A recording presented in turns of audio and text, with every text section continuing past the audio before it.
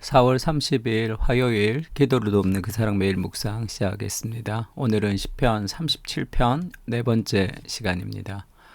37편 21절부터 26절까지인데요. 그의 손으로 붙드심이로다 라는 제목입니다. 첫 번째는 하나님의 은혜를 받은 사람의 특징이라는 것은 이 관대한 나눔이죠. 관대한 나눔. 이 나눔을 팀 켈러가 정의란 무엇인가에서 이 관대한 정의 이렇게 표현을 하기도 했습니다. 은혜의 특징은 이 관대한 거죠. 적당한 것이 아니라 관대한 나눔입니다. 21절의 법은 악인은 꾸고 갚지 아니하나, 악인은 돈을 꾸고 여러 가지를 꾸고 갚지 않지만 의인은 은혜를 베풀고 주는도다. 그러니까 그 의인의 특징은 뭐 꾸고 받고 하는 그런 게 아니고 나누어 주는 거죠. 그 은혜를 베풀 때 관대하게 베풉니다. 왜냐하면 돈의 문제가 아니죠. 그리고 그 삶에 자기가 얼마나 가지고 있는지의 문제가 아닙니다. 사실 나눔이라는 것은 하나님이 내 인생의 공급처가 되신다는 확신을 가질 때만 나눌 수 있는 거죠. 그러니까 누군가가 힘들어해요. 그러면 내가 그 짐을 대신 지려면 내가 그만큼 힘들어야 됩니다. 그러니까 누군가에게 우리가 돈과 시간과 물질을 나눈다는 것은 그의 고통을 내가 함께 나눈다는 그런 의미가 있는 거죠. 그래서 많은 사람들은 관대하게 나누지 못하고 내가 힘들지 않을 정도로 적당하게 나눕니다.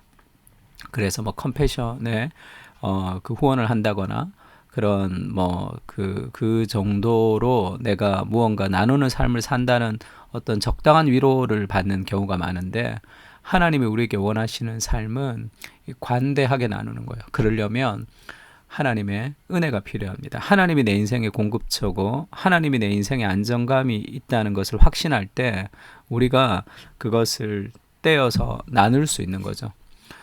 37장 22절에 보면 주의 복을 받는 자들은 땅을 차지하고 주의 저주를 받은 자들은 끊어지리로다. 그러니까 결국 그 관대한 나눔은 하나님으로부터 더 큰 보상과 은혜를 통해서 더 견고한 삶을 살아갈 수 있다. 그것이 은혜의 특징이다. 그렇게 말씀하고 있습니다. 그리고 이제 은혜는 실패하지 않는다라는 것도 알 수 있는데, 23절에 보면 여호와께서 사람의 걸음을 정하시고 그의 길을 기뻐하신다. 그리고 그는 할 때 의인이죠. 그는 넘어지지만 아주 엎드러지지 아니함은 여호와께서 그의 손으로 붙드심이로다. 그렇게 표현합니다. 의인도 넘어질 때가 있죠. 우리의 죄로 인해서 넘어질 때도 있고, 또 다른 사람의 어떤 죄로 인해서, 또 구조적인 문제로 인해서 우리도 넘어지고 쓰러질 때가 있습니다. 연약하기 때문에. 그러나 실패하지 않는다는 거죠. 그러나 아주 넘어지지 않는다. 우리가 위기가 있지만 실패하지 않는 이유는 여호와께서 그의 손으로 붙들고 계신다는 거죠. 그래서 하나님의 방식을 따라 순종하는 것, 하나님의 방식을 따라 살아가는 것은 절대로 실패하지 않습니다. 그것은 하나님이 우리를 붙드시는 삶의 방식이기 때문에 그렇죠. 그는 넘어지나 아주 엎드러지지 않는다라는 이 사실을 확신할 때 인생의 많은 시험의 문제에서 우리가 승리할 수 있는 거죠. 어렵지만 넘어질 수 있어요. 그 넘어졌다고 다 끝이 나는 것이 아닙니다. 여호와께서 우리를 붙드시는 그 은혜로 인해서 우리가 승리하는 거예요. 넘어지고 일어나고 넘어지고 일어나고 넘어지고 일어나지만 결국은 승리할 수 있는 비결은 하나님이 우리를 붙들고 계심이죠. 나의 결심과 노력이 아니라. 그래서 하나님의 은혜를 따라 순종하며 살아가는 사람들의 삶은 때로는 우리가 넘어지지만 결코 실패하지 않는다는 것을 좀 알고, 나의 넘어짐에도 좀 관대하게 은혜를 베풀고 다시 일어서서 하나님 앞에 꾸준히 나아가면 됩니다. 그리고 세 번째, 은혜는 반드시 열매를 맺죠. 내가 어려서부터 늙기까지 의인이 버림을 당하거나 그의 자손이 걸식함을 보지 못하였도다. 내가 어려서부터 지금까지 쭉 봐왔는데, 그 데이터가 축적이 되었는데, 하나의 결론을 내렸는데, 그것이 의인이 뭔가 좀 넘어지기도 하고, 그리고 뭔가 좀 잘 안 되기도 하고, 그렇지만 궁극적으로 내가 늙기까지 오래 봤더니 의인이 버림을 당하는 것 같지만 버림을 당하는 것은 절대 보지 못했다. 그리고 그 의인의 자손이 걸식함, 그렇게 너무 가난해서 이 구걸하면서 살아가는 것도 내가 보지 못했다. 그는 종일토록 은혜를 베풀고 꾸어주니 그의 자손이 복을 받는도다. 그래서 내가 관대한 나눔을 통하면 우리 자손에게 하나님이 복을 주신다, 어떤 그런 기계적인 방식이라기보다 종일토록 나누어 주는 삶의 그 방식이, 복음의 방식이, 그 삶의 패턴이 영향을 미친다는 뜻입니다. 그의 자손들이 그 복음의 방식을 따라서 살아가는 거죠. 은혜를 베푸는 사람들, 그 가정이 많은 사람들에게 은혜를 베푸는 사람들에게 주는 그 기쁨과 감사가 있죠. 그리고 많은 사람들이 그 사람 주위에서 감사하게 될 것이고, 그 사람을 섬기고 또 그 사람과 함께 기쁨을 나누는 것을 그의 가족이 보면서 그 풍성한 삶의 어떤 열매들을 가질 수밖에 없는 거예요. 구워주기를 인색한 사람들의 삶의 방식과 나누어 주기를 풍족히 살아가는 삶의 방식은 그의 자손들에게 그 삶의 방식을 따라 영향을 미치는 거죠. 그래서 그런 은혜의 삶의 방식은 반드시 영향을 미칩니다. 그런 은혜가 우리 삶 가운데 있는 거죠. 그래서 나누어 주기에 인색한 삶은 삶을 늘 좁게 만들어요. 걱정과 근심 가운데 만듭니다. 그래서 다윗의 말을 좀 확신해야 돼요. 내가 어려서부터 늙기까지 내가 보아왔는데 의인은 절대로 버림을 당하지 않더라. 하나님의 방식으로 살아갔던 사람들은 결코 버림을 받지 않고 그의 자손이 걸식함을 보지 못했다는 이 삶의 안정감이 우리에게 더 많은 은혜를 베푸는 사람으로 되고, 우리의 자손도 그 은혜의 방식 안에 살아가면서 더 풍성해지는 겁니다. 누가복음 6장 36절에 이런 말씀이 있죠. 너희 아버지의 자비로우심 같이 너희도 자비로운 자가 되라. 이렇게 아버지가 우리를 자비롭게 하는 것처럼 우리도 사람들에게 대해주라, 이렇게 말합니다. 그러면서 38절에 이렇게 얘기하죠. 주라.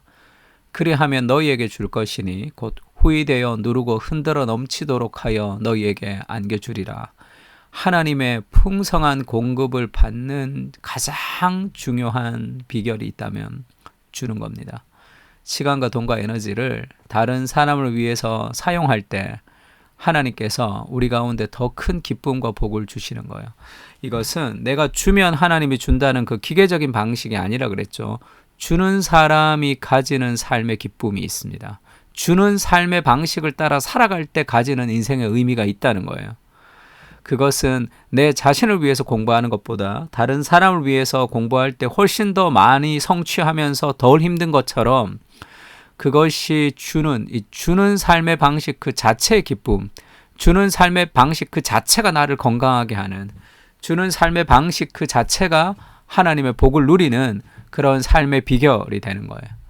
후이되어 누르고 흔들어 넘치는 하나님의 기적과 능력과 하나님의 역사를 경험하려면 그것을 경험할 수 있는 장으로 우리를 초대해야 됩니다.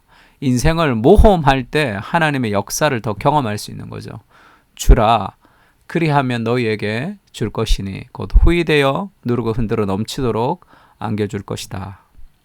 아, 하나님, 저는 시간이 없는데요. 저는 물질이 없는데요. 하나님, 저는 힘이 없는데요. 그러나 그 안에서 하나님이 주시는 마음이 있다면 나눠 보십시오. 시간과 돈과 에너지를. 하나님이 어떻게 우리 인생 가운데 일하시는지, 그 삶이 어떻게 아름답게 되는지를 삶으로 경험해 볼 필요가 있습니다. 그렇게 나누려면 먼저 하나님 우리에게 주시는 은혜가 있어야 되겠죠. 그 에베소서에는 그렇게 얘기합니다. 그리스도께서 너희를 사랑하신 것 같이 너희도 사랑 가운데 행하라. 그러니까 먼저 예수님이 우리를 사랑하신 것이 있죠. 그리고 나서 그 사랑 가운데서 우리가 사랑하도록 하나님이 권유하십니다. 그는 우리를 위하여 자신을 버리셨다. 자신을 주셨다는 거죠. 자신을 나누셨다. 향기로운 제물과 희생 제물로 하나님께 드리셨느니라. 예수 그리스도가 우리를 위해서 자신을 나누었던 삶을 기억합니다. 그 삶이 우리에게 은혜가 되어서 우리도 은혜를 베푸는 삶을 살 수 있게 하는 거죠. 그래서 예수님이 그 은혜를 받은 사람들에게 그리스도께서 교회를 사랑하시고 교회를 위하여 자신을 주심같이 남편들아 아내를 사랑하라 할 때도 그 남편과 아내의 사랑, 아내와 남편의 사랑, 대인관계의 원리의 핵심은 그리스도께서 우리를 어떻게 대하셨는지에 대한 관계성이 다른 사람과의 관계성 안에 이어지는 거죠. 그리고 사도 바울이 그렇게 얘기했습니다. 범사에 여러분에게 모범을 보여준 것과 같이 수고하여 약한 사람을 돕고 또 주 예수께서 친히 말씀하신 바, 예수님이 늘 말씀하셨던 것 같아요. 이 말씀을. 근데 복음서에 기록되어 있지는 않습니다. 그러나 예수님이 늘 말씀하셨기 때문에 바울이 그렇게 얘기하죠. 주 예수께서 친히 말씀하신 바, 주는 것이 받는 것보다 복이 있다. 이것을 기억하라. 그렇게 얘기하죠. 주는 것이 받는 것보다 복이 있습니다. 그래서 뭔가 돈이 생기거나 뭔가가 물질이 생기거나 뭐가 생길 때가 있죠. 그러면 내가 뭐 하면서 사고 얻을까를 생각하기보다 그것도 필요하죠. 필요합니다. 이것을 어떻게 사용할까를 생각하는 게 좋습니다. 누구에게 흘려보낼까를 생각하는 것도 귀한 일이죠. 주는 것이 받는 것보다 복이 있다 하심을 기억하여야 할지라. 이것이 우리의 삶의 방식이죠. 왜 주는 것이 받는 것보다 복이 있습니까? 그때 하나님의 공급을 경험할 수 있고 그 하나님의 은혜가 우리를 나눌 수 있도록 하기 때문에 그렇습니다. 은혜에 감사하며 관대한 나눔을 하는 삶을 살게 하옵소서. 그 삶의 방식이 복음의 방식이며 은혜가 가정에 흐르는 과정임을 믿습니다. 하나님의 방식은 반드시 열매를 맺습니다. 왜냐하면 하나님이 붙들어 주시는 삶이기 때문입니다. 그 주님을 신뢰함으로 한 걸음씩 더 나아가게 하시고 믿음 안에서 전진할 수 있도록 인도해 주시옵소서. 나눔에 인색하지 않게 하시고 하나님의 일하심을 기대하며 실패하지 않는 삶을 선택하게 하여 주시옵소서. 아멘. 우리 시편 우리 묵상하면서 함께 기도했으면 좋겠습니다. 다 같이 기도하겠습니다.